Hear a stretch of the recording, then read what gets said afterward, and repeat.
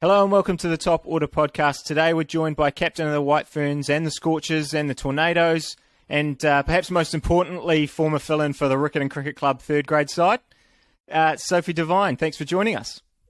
Thanks for having us, guys.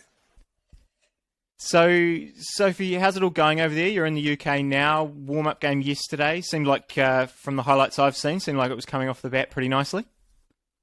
Yeah, look, it's been great. We've been basing ourselves at a school in Millfield, which is, pretty ridiculous setup there with a fantastic cricket ground, and the wicket's been an absolute belter. So to be able to be here, I think we've been here for about the last 10 days now. It's been outstanding. Obviously, probably, not the results we wanted with the warm-up games, but we've certainly been trialling out a whole lot of different things. And as well, obviously, it's Ben's first time in charge of this group, so there's always going to be, I guess, a bit of a period where we're just trying to figure each other out, but I think there's really promising signs and nice to get a few out of the middle the other day.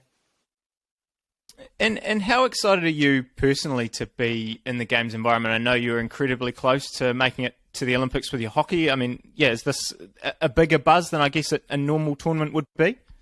Yeah, it's certainly got a different feel to it, I think. I never thought I'd be going to the Com Games as a cricket player, that's for sure. But it is. It's a really unique experience and one that we're really proud to be able to do. Obviously, the first women's cricket team to be able to go and to make a bit of history in that regard's pretty special. But as well, I guess at the end of the day, cricket's cricket, isn't it? Whether it's a World Cup, whether it's a domestic game, whether it's Commonwealth Games, it's a bat v ball. So we're going to make sure that we take it back to basics like that, but certainly a massive opportunity to represent, I guess, New Zealand. When do you get into the athletes' village? This is the question that I always wanted to ask people who get to go to big tournaments like the Olympics or the Com Games. When do you get into the village and get in amongst all the other athletes? Do you get to stay in the village as part of the Com Games experience, or are the cricketers sort of in their own accommodations?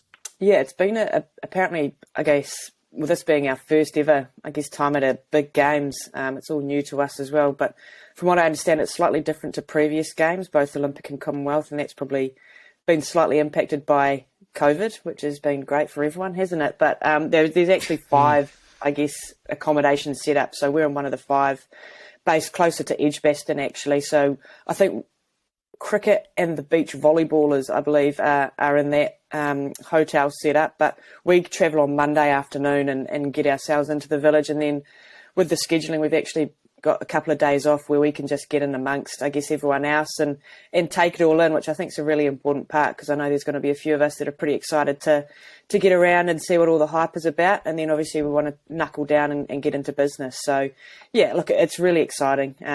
So Monday afternoon's a big day for us. And how influential has Suzie Bates been being part of that squad? Obviously, having been at Beijing in 2008, has she been able to sort of calm the nerves and get everyone excited at the right times and sort of guide you through the whole process of getting ready for the Com Games? Yeah, and she's really done well to drop a whole lot of names in as well, which is great about who she's bumped into, LeBron and whatever else. So, no, it's cool. It's been really awesome to have someone of her experience, I guess, who's been to something similar to this before, although it was a couple of years ago now. And we actually were up in Tauranga before we left at a camp, and some of the rugby 7 skills came in and just had a quick chat to us around their experience as well of playing at Olympics and Commonwealth Games. And it's just really valuable to be able to hear their thoughts around it, and I guess making sure that you really embrace the games culture, which I think's going to be a big part of it. But at the end of the day, like I said, it's a competition, and that's what you're there for. You're there to win medals. So making sure you get that balance right of embracing what it is, but also being there to do the business. New coach, new players in this White Fern squad for the Commonwealth Games in Birmingham in 4 or 5 days' time. Can you tell us a little bit about Ben Sawyer? He was involved in the Australian coaching setup for a wee while there, but possibly a name that many of our New Zealand listeners might not be all that familiar with. What can you tell us about the introduction of Ben Sawyer into this White Fern setup? Oh, look, he's been outstanding. I think he's certainly jumped straight into it. He's extremely well prepared. I think he's got a teaching background, so he's extremely well planned and really well organised, which I think has been really nice to see. And he'll be the first to admit that he loves, I guess, the technical side, but also the analysis side of things. So his scouting of opposition is going to be a real strength of his that he'll bring to this side in terms of the level of information that he can bring to us. And even within the first couple of camps, I mean, he was talking especially to me and Suzie around how he'd bowl against us, which is a real different perspective, I guess, because when we sort of think about it, you think about your own game, but he was sort of coming from having worked in the Australian setup for a couple of years now. He was saying, look, this is what we're trying to do, this is what we saw, this is how I would scout you. So it was a really interesting perspective, and certainly something that's probably changed a little bit of our thinking around how we, I guess, are perceived and where our strengths and weaknesses lie. So that's been fantastic. And obviously him coming from the Australian environment, it's obviously a very much a winning culture over there. So to bring that in as well, there's really high expectations of, you know, what we can do. But he's certainly really excited about the group that we've got. We've obviously got a fair new faces in the group. But yeah, look, really excited to get working alongside Ben. Yeah, a few new changes to that White Ferns squad, I should say. In the build-up to the T20 World Cup, we spoke to one of the players in that White Ferns side for that tournament, and we got a hint that New Zealand might have done something a little bit different in there. Is there anything that you can sort of let loose in terms of maybe something different that the White Ferns might do leading into this tournament? Or are we expected to see, you know, the big names, you know, at the top of the order and the same kind of setup that we've seen at the T20 World Cup? Yeah, look, we've probably got a couple of things up our sleeve that we're sort of still juggling around with a little bit. Obviously, we haven't played since the home World Cup, which was, 3 or 4 months ago now. So that's why these warm-up games have been really important to give everyone a crack. And I guess Ben and myself have got a few ideas up our sleeves that we think could be really effective. I think we've got a slight advantage in the fact that Ben actually coached at the Birmingham Phoenix last year at the 100. So that's where the Commonwealth Games is based for us at Edgbaston. So to have that local knowledge of the ground and conditions is going to be, I think, really important. And it might potentially, I guess, dictate the balance of the squad, whether that's more pace, whether that's more seam, whether we think we need spin, or, you know, whether we think we need a few more batters in there. So I think we've got some ideas, but we'll just see how it plays out. Is it a bit of a different atmosphere now? Katey Martin's no longer behind the stumps. Is that fielding atmosphere a little bit different, a little bit quieter perhaps now without her behind the sticks? Yeah, look, it is a little bit quieter, and the changing room is a hell of a lot tidier as well, funnily enough, now that she's moved on. But yeah, look, it's really exciting. Obviously, Izzy Gaze and Jess McFadden coming in to, I guess, take over that wicket-keeping role. And we know how important wicket-keepers are in the team. I mean, I think they're the heartbeat of the team. They really drive the energy in the field. So they've got big shoes to fill. I mean, I know Katey was about 3'6", but you know, she's left a big hole to fill. But it's really exciting for those two players to come in and make their mark. I think it's part of the exciting changes that have been made to this group, is now people have got a real opportunity to step up and, you know, make that position their own. Your pool in particular looks pretty strong, doesn't it? I mean, opening against South Africa, then you've got Sri Lanka, and then finally England to round out pool play. Have you set any goals as a squad? I mean, you mentioned medals before, which would be fantastic. Is that what you're eyeing up in this Commonwealth Games, to come away with a medal of some description? Yeah, look, we haven't probably exclusively spoken as a group around our goals, but any time we put on the New Zealand shirt, we want to win. It doesn't matter where we are, what competition we're playing, and we want to win games of cricket. And that's no different here. And obviously, to win a medal, normally it's a trophy that you're after, but to certainly try and win a medal is our aim here. And we know that, you know, we have got a lot of new faces, and we probably are in a little bit of a transition phase with a few older players moving on. So, look, we've got to be realistic. And like you say, our pool is incredibly strong, and so is the other pool. So every game is going to be, you know, really hardly fought, and it just makes for an exciting challenge for us, is that we know that we're going to have to be on top of our game from the first ball. I mean, as you say, South Africa first up, and we know how strong they are as a side. They've probably been the dark horse for the last couple of years now, but they've been consistently reaching the semis and finals of big tournaments. So it's a great way to start our campaign. And how's Mileena Kerr doing? Is she recovering well? Is you know, can we kind of expect her to be back for that first game?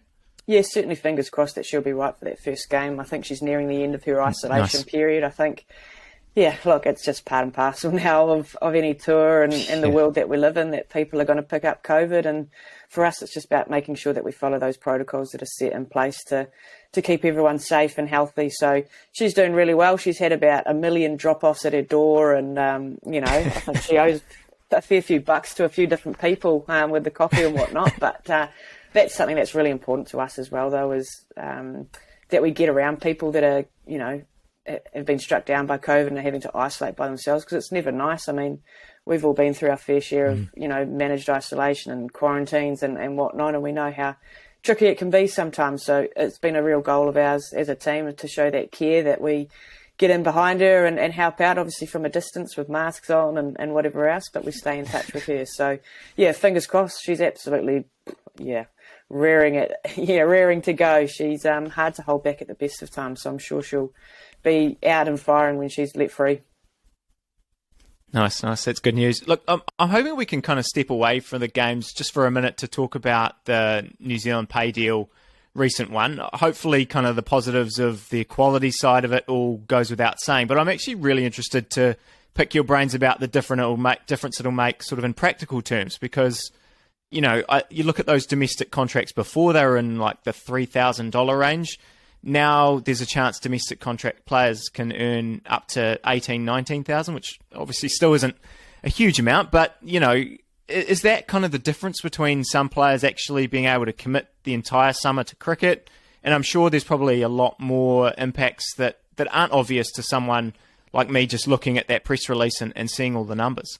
Yeah, look, there's probably a few different areas, and you're exactly right. There's probably a few things that I guess the general public wouldn't pick up on the importance of. Absolutely, there's the money, and I think about the domestic players and how it's really going to benefit them. And look, it might be small things. It might be, look, I can take a couple of hours off in the afternoon so I can go to the gym a bit earlier rather than having to, get there at 5 a.m. in the morning, then do a full day's work.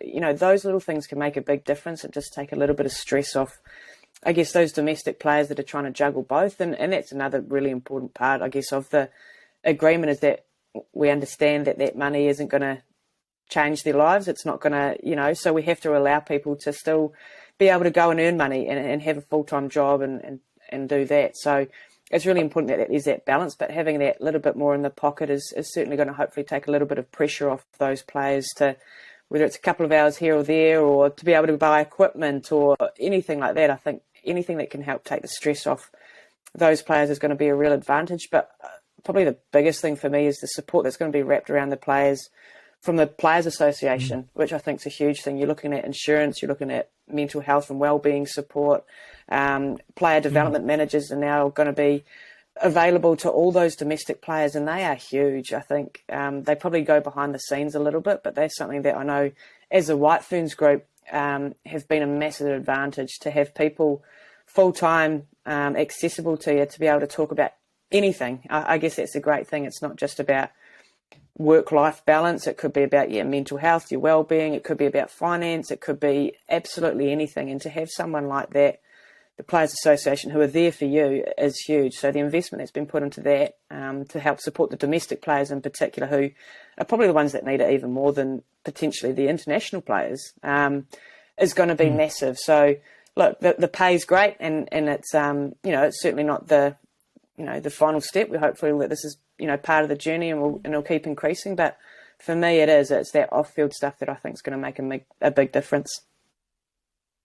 Yeah, because how many professional cricketers would there be in the women's game in New Zealand? Is it just purely the White Ferns? Yeah, and look, if I'm being completely honest, even then, you're looking at the lower contracted players, and if you're not playing games, even with this new agreement, if you're not playing games, and you're only on the retainer, it's minimum wage. But obviously it's a full-time commitment. So look, there's still, like I say, there's still a way to go in that, but this is a huge step forward for a lot of us, and it's a genuine career path now. Again, I know I've spoken about it a bit in the media around the agreement, but when I first started playing, you're getting $30, a day. So to think where we've got to now is huge, and I guess I've been really fortunate that for most of my career with the White Ferns, I guess I've considered myself a professional player, but that's been supplemented by opportunities playing in Australia, playing in England, to I guess help support that retainer from New Zealand cricket. But look, I think certainly there's more female cricketers being able to invest more time and effort into their game, which at the end it's going to be of huge benefit to the White Ferns group on the international scene, because we need more cricketers, depth, things like that. When you're competing against the likes of India when there's a billion people playing, and you sort of think there's little old New Zealand with 5 million of us. I think that's that's Mumbai for India. So look, I think this is going to be huge for us, and we might not see the effects straight away. This might take a bit of time, but certainly you've got to lay the foundations first.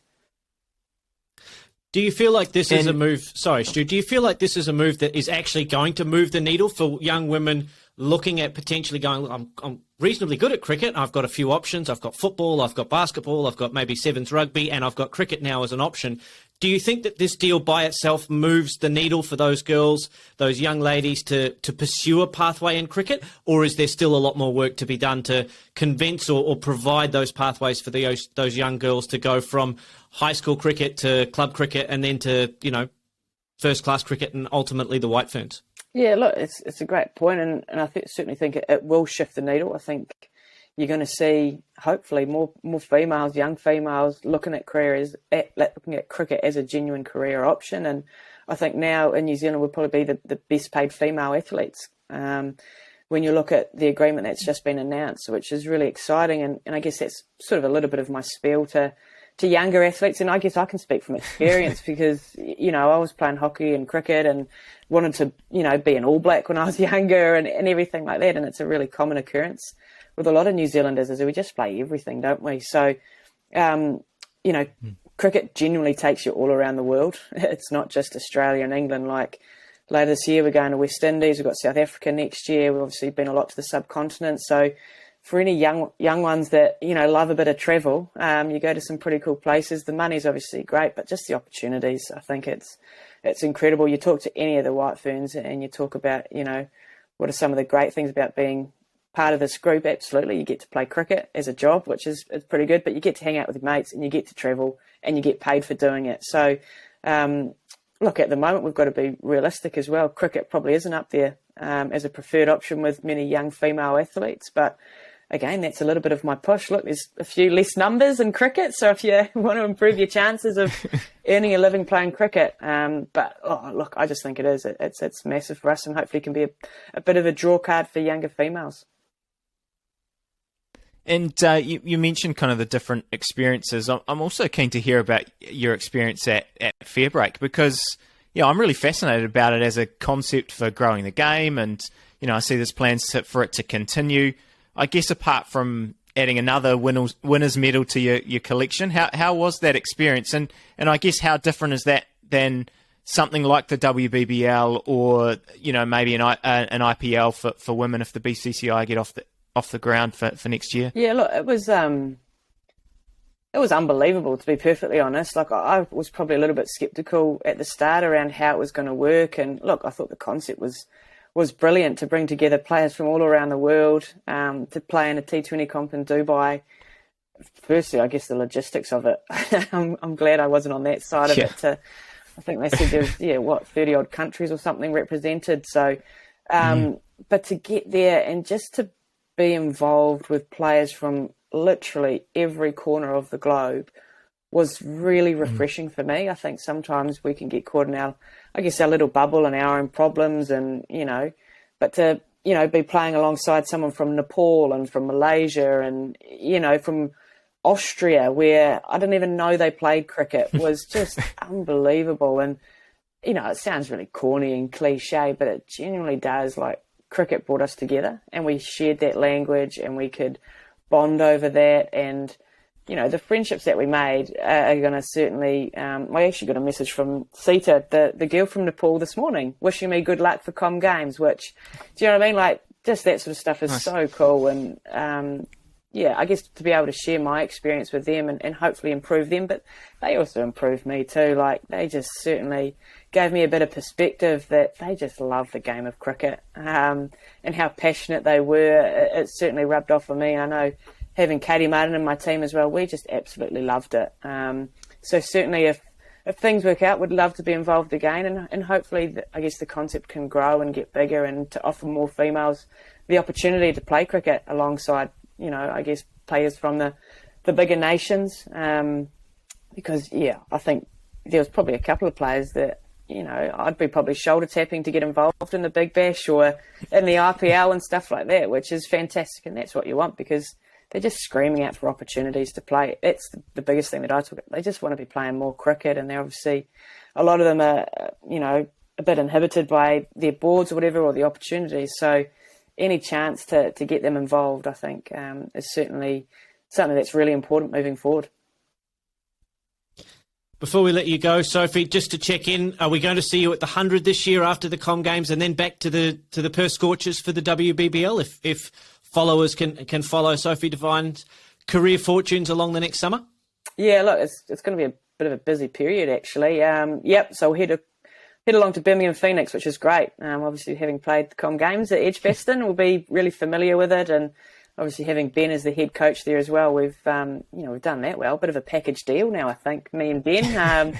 So that's going to be really exciting. And then head back to Perth, which obviously after winning the title last year, it's going to be a massive challenge to back that up. But that's certainly something that group is wanting to do, and we're starting to get a really strong list together, which I think is important in those competitions because every year it just gets better and better, and the players that are involved are, outstanding. So, look, it's a big couple of months coming up, but certainly looking forward to it. Well, Sophie, thank you very much for spending a few moments with us here on the Top Order podcast as you build towards the Commonwealth Games in Birmingham in 2022. On behalf of all New Zealanders that are backing the White Ferns, we do hope that you bring home a medal, preferably gold, but any colour will do. So, Sophie Devine, thank you so much for joining us here on the Top Order podcast.